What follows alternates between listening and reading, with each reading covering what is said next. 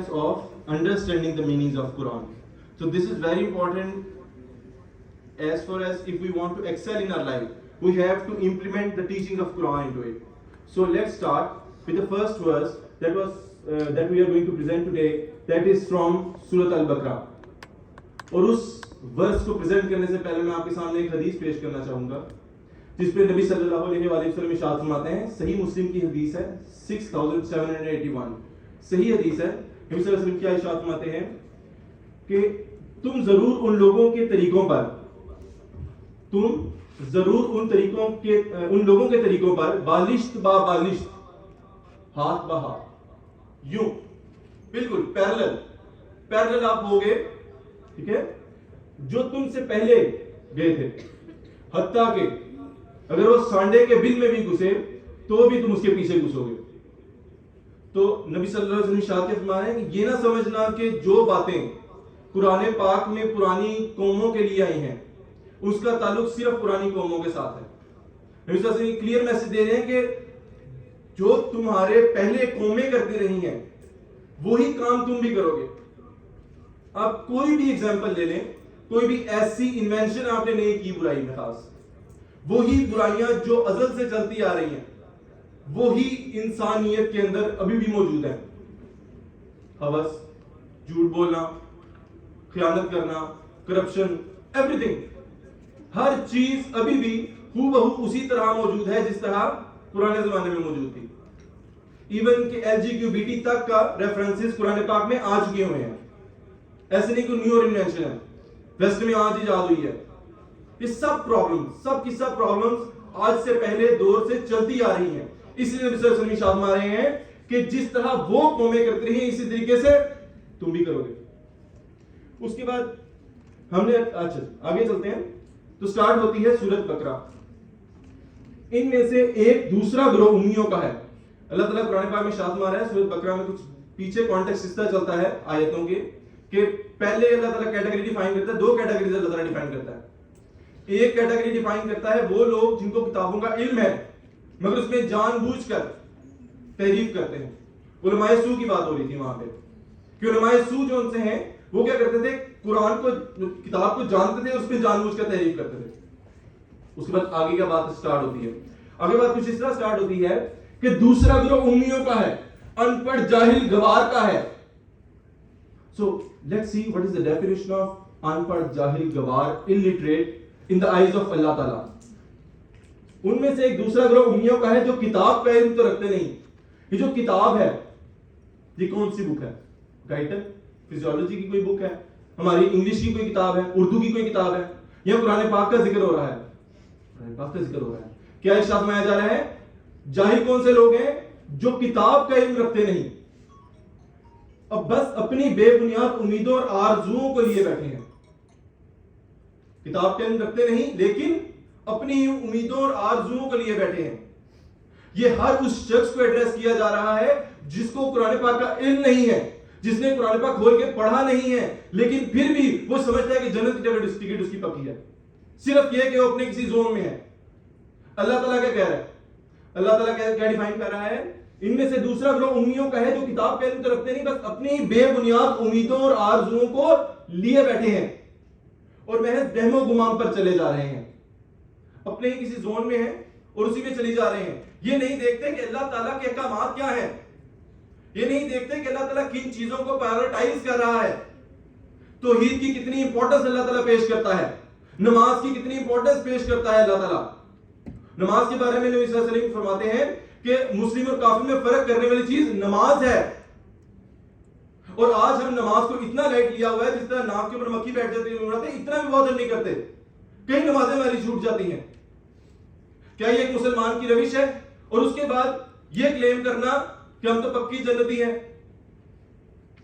نماز اتنی سگنیفیکینس چیز ہے. So if you want to understand the significance of namaz or any act in the sight of Allah Ta'ala, کس طرف جائیں گے آپ؟ This is the book. The Quran is the book. کیوں؟ اگر آپ یہ نہیں کریں گے تو آپ امی ہیں, ان پڑھ جاہل گوار ہیں, illiterate ہیں آپ. نیکسٹ سائڈ پہ اللہ تعالیٰ ارشاد فرماتا ہے بس ہلاکت اور تباہی ہے. تو جو بھی ایسا ہم میں سے موجود ہے, اگر میں بھی ہوں آپ ہیں, کوئی بھی ہے جو امی ہے, جو قرآن کا علم نہیں, بس ہلاکت اور تباہی ہے ان لوگوں کے لیے جو اپنے ہاتھوں سے شرع کا نوشتہ لکھتے ہیں, اپنے ہاتھوں سے خود ہی اپنی تقدیر لکھ رہے ہیں.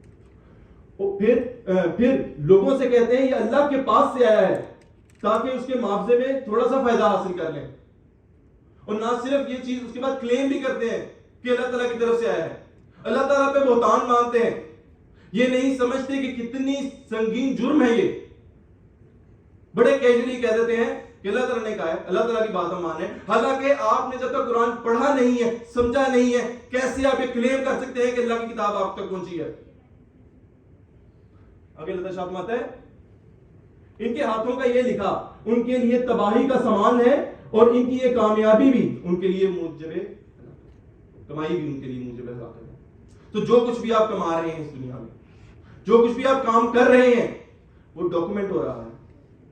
آپ بے شک یہ پورا قرآن سمٹ آرگنائز کروا لیں, بے شک آپ لیڈنگ فیگرز میں ہوں اس ایونٹ کے آرگنائزیشن میں, آپ جتنے مرضی قرات کمپٹیشن کروا لیں, جتنا مرضی آپ اس طرح کام کرتے ہیں, لیکن اگر آپ فرض نماز نہیں ادا کر رہے تو آپ کی نفلی عبادات کا کوئی مقابلہ نہیں. فرض نماز آپ کی کبھی بھی نفلی عبادات کا مد مقابل نہیں ہے.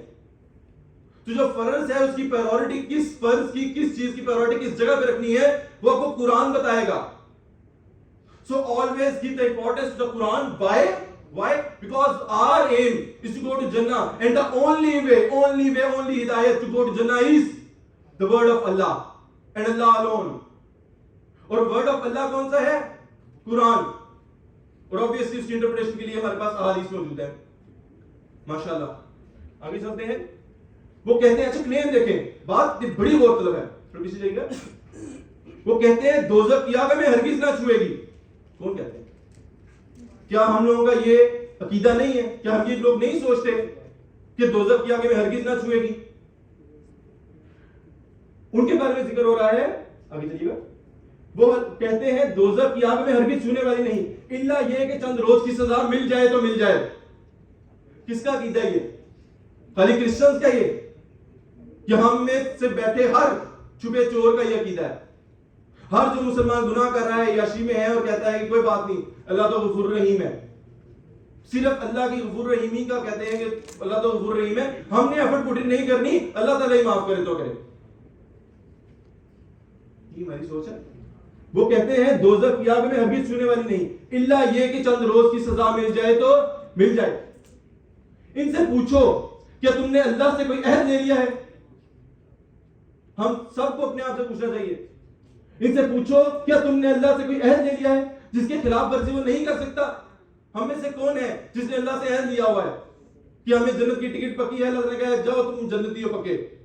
ہم اشرف مشرف میں سے نہیں ہیں, ہمیں نہیں کہا گیا کہ آپ کی جنت پکی ہے. ہم نے ایفرٹ پٹ ان کرنی ہے. اگر ہم سوچ کے بیٹھے ہوئے کہ ہم نے ایفرٹ پٹ ان نہیں کرنی, اللہ تعالیٰ ہی معاف کرے تو کرے, ہمارا تو یہ عقیدہ چل رہا ہے. تم نے اللہ سے کوئی عہد لے لیا جس کے خلاف ورزی وہ نہیں کر سکتا. یا بات یہ ہے کہ اللہ کے ذمہ ڈال کر ایسی باتیں کہتے ہو جس کا تم متعلق تمہیں علم نہیں ہے. سوچیں اور غور کریں. اگر ہم لوگ سب لوگ یہاں پہ اکٹھے ہوئے ہیں تو اس کا ایک پرپز ہے. اس کا پرپز اس ہال کو فل کرنا نہیں ہے. اس ایونٹ کا پرپز کوئی کمپٹیشن ون کرنا نہیں ہے. اس کا مقصد صرف اور صرف ایک ہے, اور وہ ہے کہ دین اسلام کی چیز کو سمجھ لینا, ایبسارب کر لینا. آگے اللہ تعالیٰ شاہ ہے, آخر تمہیں دوزخ کی آگ کیوں نہ چھوئے گی؟ This is a rhetorical question that Allah is asking all of you. So what answer do you have? Do you have any authentic reference from the Quran that says that you are for sure Jannati? آخر تمہیں دوزخ کی آگ کیوں نہ چھوئے گی؟ جو بھی بدی کمائے گا, listen to the Quran, جو بھی بدی کمائے گا اور اس پہ خیمہ زنی کر لے گا, اس کے خیر خواہی میں چکروں میں پڑا رہے گا, وہ جہنمی ہے اور جہنم میں رہے گا ہمیشہ ہمیش کے لیے. میں نہیں کہہ رہا, میری بات ہوتی چھوڑ دیتے, کسی انسان کی بات ہوتی چھوڑ دیتے. یہ بات ہو رہی ہے اللہ تعالیٰ کی, اللہ تعالیٰ کی بات کو نہیں چھوڑ سکتے. اللہ تعالیٰ علیم ہے, حکیم ہے, اللہ تعالیٰ knows everything. when اللہ تعالیٰ says جو بھی برائی کرے گا اس برائی پہ خیمہ زنی کر لے گا, پرسسٹنس شو کرنا شروع کر دے گا, اس کو لائٹ لینا شروع کر دے گا. وہ جہنمی ہے اور جہنم میں رہے گا ہمیشہ ہمیش کے لیے. ڈرا نہیں رہا. دیکھیں اگر آپ ایک بچے کو یہ بتائیں کہ پیپر بہت ٹف آتا ہے, اب اسے ڈرا نہیں رہے ہوتے. یہ اللہ تعالیٰ کی رحمانیت ہے. میں تو اس کو جب دیکھتا ہوں اللہ تعالیٰ کی رحمانیت ہے. کیوں رحمانیت ہے؟ کہ اللہ تعالیٰ اتنا غفور رحیم ہے, اتنا اللہ تعالیٰ جنرس تھا کہ اللہ تعالیٰ نے ہمیں یہ سب کچھ بتا دیا. امیجن کریں ہمیں یہ نہ پتا ہوتا, اللہ تعالیٰ ہمیں یہ باتیں نہ بتاتا, at the day of judgement ہم جاتے اور ہمیں یکدم پتہ لگتا تو ہم لوگ کدھر ہوتے؟ we would be in the middle of nowhere. اگر ہمیں باتیں نہ بتائی جاتی ہم تو اپنے زون میں رہتے. اللہ تعالیٰ کی غفور رحیمی ہے اس بات کے اوپر کہ آخر تمہیں دوزخ کی آگ کیوں نہ چھوئے گی. جو بھی بدی کمائے گا اس پہ خیمہ زنی کرے گا وہ ہمیشہ ہمیش کے لیے جہنم میں رہے گا. اچھا آگے چلتے ہیں. اس کے بارے میں ایک بڑی خوبصورت سورۃ سجدہ کی آیت ہے. اگر ہم چاہتے تو تم سے پہلے ہر نفس کو اس کی ہدایت دیتے تھے, مگر میری وہ بات پوری ہو گئی جو میں نے کہی تھی کہ میں جہنم کو جنوں اور انسانوں سب سے بھر دوں گا. اللہ تعالیٰ کیا کہہ رہا ہے؟ صرف سوچیں اس بات کو اور امیجن کریں اس چیز کا ایسنس. اللہ تعالیٰ کہہ رہا ہے میں جہنم کو جنوں اور انسانوں سے بھر دوں گا. بات سچی ہوگی اللہ تعالیٰ. آگے چلتے ہیں, بڑی خوبصورت حدیث ہے, آگے چلیے گا. صحیح مسلم کی حدیث, قرآن پاک میں ورس ریویل ہوتی ہے کہ اپنے رشتہ داروں کو ڈراؤ. ورس ریویل ہوتی ہے اپنے رشتہ داروں کو ڈراؤ. نبی صلی اللہ علیہ وسلم کیا کرتے ہیں؟ سب سے پہلے ایڈریس کرتے ہیں اے محمد کی بیٹی فاطمہ. ہم میں سے کون سا شخص ایسا ہے جو کہ یہ کلیم کر سکتا ہے کہ نبی صلی اللہ علیہ وسلم سے زیادہ محبت ہمیں حضرت فاطمہ سے زیادہ محبت ہے ہمیں حضرت فاطمہ علیہ السلام سے, یا نبی صلی اللہ علیہ وسلم کو وائس ورسا جن کی محبت تھی. اور ہمارے لوک اپ ٹو کرتے ہیں کہ باپ بیٹی میں محبت ہو تو ایسی, لیکن باپ کیا کہہ رہا ہے؟ اے میری بیٹی فاطمہ, اے عبد المطلب کی بیٹی صفیہ, اے عبد المطلب کے داماد, میں اللہ کی طرف سے تمہارے لیے کسی چیز کا اختیار نہیں رکھتا. میں نہیں کہہ رہا. صحیح مسلم 503, آپ لوگ اپنے فون پہ نکالیں, اپنے نیٹ پہ دیکھیں نبی صلی اللہ علیہ وسلم کیا فرما رہے ہیں. کیا فرما رہے ہیں کہ میں اللہ تعالیٰ کی طرف سے تمہارے لیے کسی چیز کا اختیار نہیں کرتا. ہاں میرے مال میں سے جو چاہو مجھ سے لے لو. ہاتھ کھڑے کرتی ہیں بھائی, ایسے یہ کسی زون میں نہ رہنا. میری بیٹی فاطمہ تو ہمیں اپنے آپ کو اینالائز کرنا چاہیے. ایز بحیثیت ایک قوم کو ہمیں اینالائز کرنا چاہیے کہ ہم اس طرف گامزن ہوں. سو آگے چلتے ہیں. اور جو لوگ ایمان لائیں گے اور نیک عمل کریں گے وہی جنتی ہیں اور جنت میں رہیں گے ہمیشہ ہمیش کے لیے.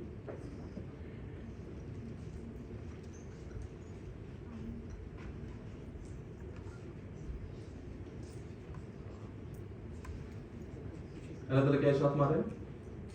اور جو لوگ ایمان لائیں گے اور نیک عمل کریں گے وہی جنتی ہیں اور جنت میں رہیں گے ہمیشہ ہمیش کے لیے. اللہ تعالیٰ کی خوبصورت چیزوں میں سے جو ون آف دا موسٹ خوبصورت چیز ہے نا وہ بیلنس ہے.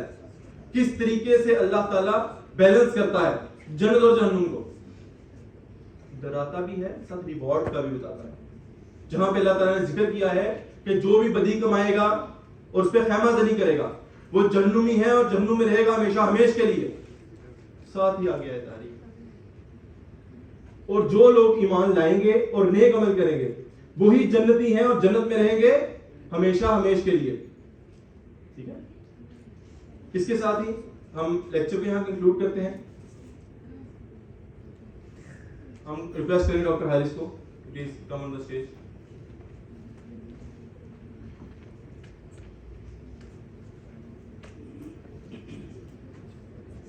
جزاک اللہ. ہمارے مہمان